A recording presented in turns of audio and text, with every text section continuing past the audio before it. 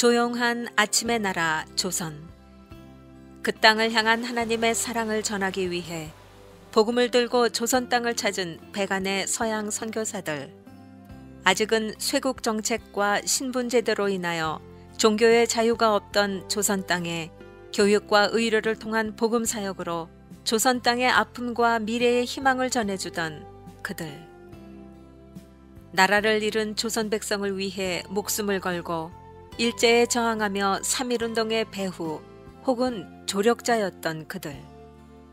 목숨을 위해 신사참배를 강행하던 조선 땅에 진리를 위해 신사참배를 거부했던 그들.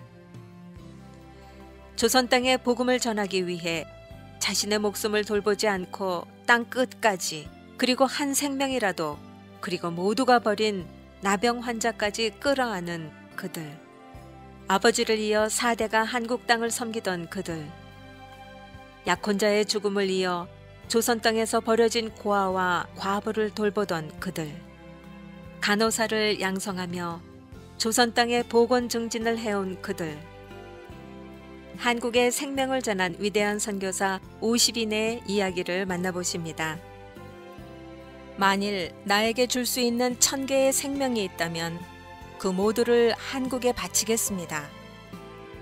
나는 웨스트민스터 성당보다 한국 땅에 묻히기를 원하노라. 오늘은 맥켄지 매견시 선교사를 소개해드립니다. 나의 마음은 더는 기대할 수 없을 정도로 평안하다. 예수님은 나의 유일한 희망이다. 그러나 나의 몸은 고통이 심해서 더 이상 글을 쓸 수가 없다. 그러나 죽음이 아니길 바란다. 그것은 조선을 위해서이다. 많은 사람이 나를 조선 사람들처럼 살아서 그렇게 죽었다고 말하지 않겠는가. 작게는 소래교회, 크게는 초창기 한국교회를 위해서 목숨을 걸고 일했던 맥켄지 선교사가 자신의 일기장에 남긴 마지막 글이다. 경무와 과로, 그리고 기후와 음식이 전혀 맞지 않는 곳에서 젊음과 온몸을 바쳐 한국에 온 지 559일 만에 이 땅에 몸을 묻었다. 고열과 정신착란에 의한 것으로 추정되는 권총 자살로 생을 마감했다. 그의 죽음 때문에 생긴 적지 않은 논란과 독립선교사 출신이라는 점으로 그는 많은 사람의 관심에서 잊혀왔다. 그러나 짧은 사역기간에 비해 그가 남긴 흔적은 대단히 크다. 그의 죽음을 순교나 순직으로 정의할 수 있겠느냐는 문제보다 그의 헌신에 주목해야 하는 이유가 여기에 있다.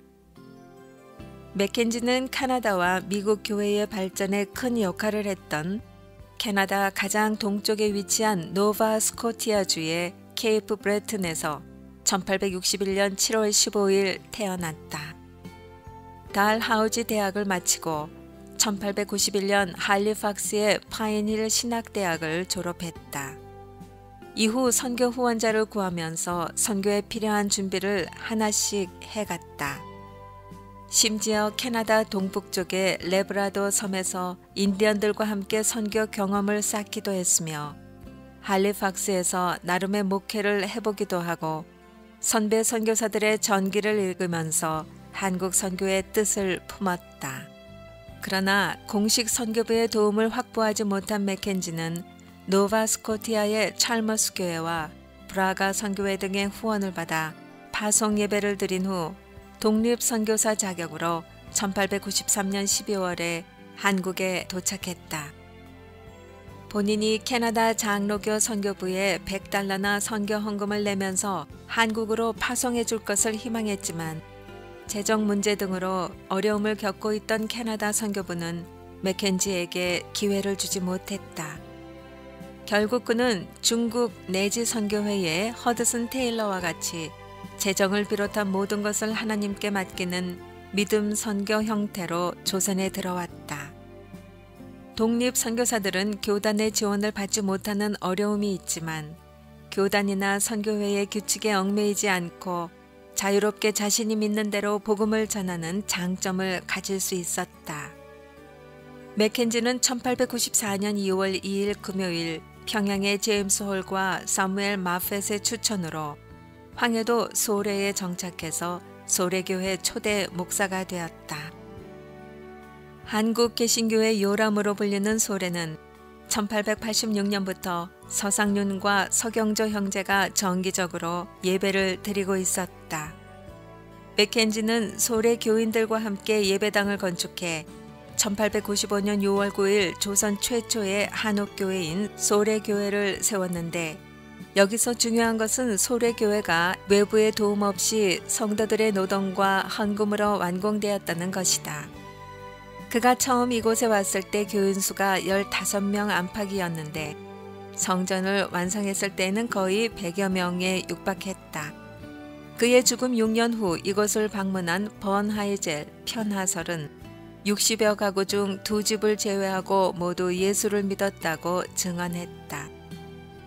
맥켄지는 소래교회에서 성 조지의 십자가 깃발을 세우는 일을 시작했다.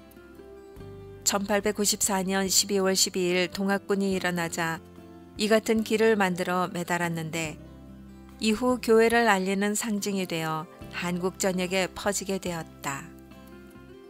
이 십자가 기는 작지만 강력한 상징이 되었다. 맥켄지는 동학군에게도 그리스도의 온유와 관용을 보여주었다. 물론 처음에는 생명의 위협을 느낄 정도로 동학군에게 당하기도 했지만 그는 오히려 동학군의 영수와 무리를 돌봐주었다. 그래서 소래 지역은 인근에서 드물게 동학군의 공격을 받지 않게 되었다. 맥켄지의 또 다른 공헌은 1895년 2월 25일 한국 교육 사상 최초로 남녀공학학교인 김새학당을 세운 것이다. 이후 해서제일학교로 발전한 이 학교는 투철한 기독교 정신에 기초해 세워졌다. 독립선교사 맥켄지는 선교사들이 조선인과 동화되는 것이 전도의 가장 효과적인 방법이라 생각했다. 물론 일본의 강압적인 동화 정책과는 차원이 다른 동화라는 개념을 그는 사용했다. 그는 조선 사람들처럼 한복을 입고 조선 음식을 즐겨 먹고 조선의 초가집에서 살았다. 그러면서 조선 사람들의 입장에서 열정적으로 복음을 전했다. 그런데 소래교회를 완성하고 2주일이 채 못된 1895년 6월 23일 맥켄지는 소래사역 1년 반 만에 권총 자살로 자신의 삶과 사역을 마감했다. 그의 죽음에 대한 논란은 이후 적지 않게 전개됐다. 분명 죽음을 선택한 방법은 좋은 것이 아니었으나 그럴 수밖에 없었던 맥켄지의 상황이 안타까운 것 또한 사실이다. 그의 죽음의 일차적인 요소가 기후와 열, 햇빛에 대한 과다한 노출과 음식물의 결핍 때문이었을 것이라는데 큰 이견은 없다.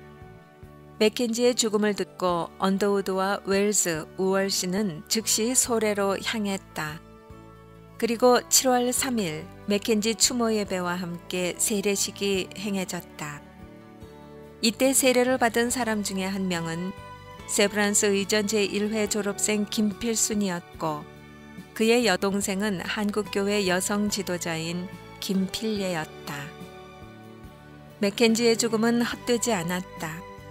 맥켄지가 죽은 후 서경조는 12월 26일 소래교회를 대신해서 캐나다 장로교회 해외 선교부에 편지 한 통을 보냈다.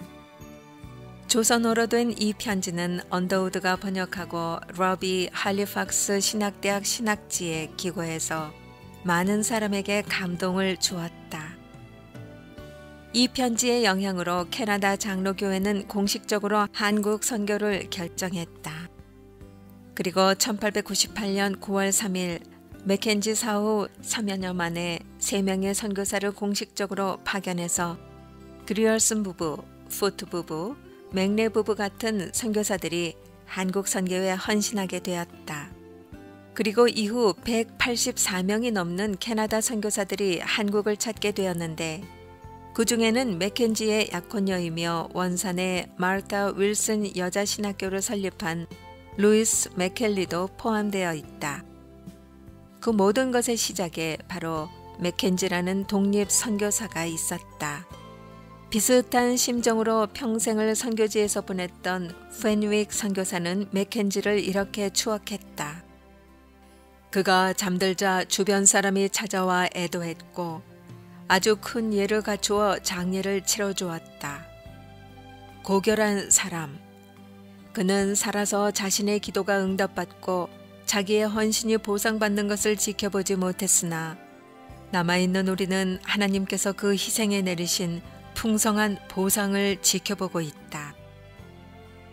아직도 커다란 슬픔과 감사함을 우리에게 남겨준 맥켄지가 가장 좋아한 찬송은 어디든지 예수 나를 이끌면 이었다.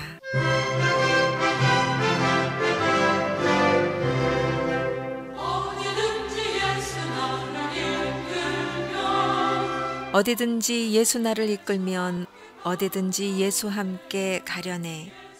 예수 함께 아니 가면 낙없고 어디든지 예수 함께 가려네. 세상 친구 모두 나를 떠나도 주와 동행하면 외로움 없겠네. 가는 길이 위태하고 험해도 어디든지 예수 함께 가려네. 어두운 그늘 나를 애워쌀 때에 주가 함께 계심 믿고 자려네. 죽은 후에 천국에서 깨어나 예수 함께 길이길이 살리라. 어디를 가든지 겁낼 것 없네. 어디든지 예수 함께 가려네.